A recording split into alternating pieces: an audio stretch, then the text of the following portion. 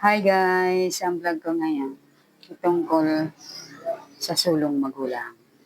Alam nyo ba kung sulong magulang kayo na kagaya ko? Alam ninyo ang ibig kong sabihin.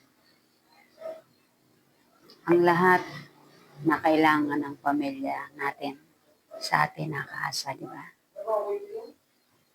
Minsan nasabi mo na ba sa mga anak natin na paano kung humingi sila?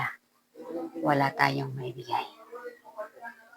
Ang masakit pa, sabihin nila kung nabubuhay pa ang papa nila, hindi sana ganito.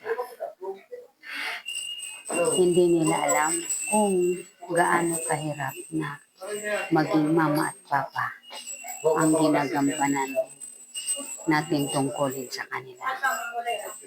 Ni minsan hindi nila naisip na may kailangan din tayo. Hirap ng ganito, no? See you next video, guys. Sa mga manonood, thank you. Sa mga nakapanood, thank you.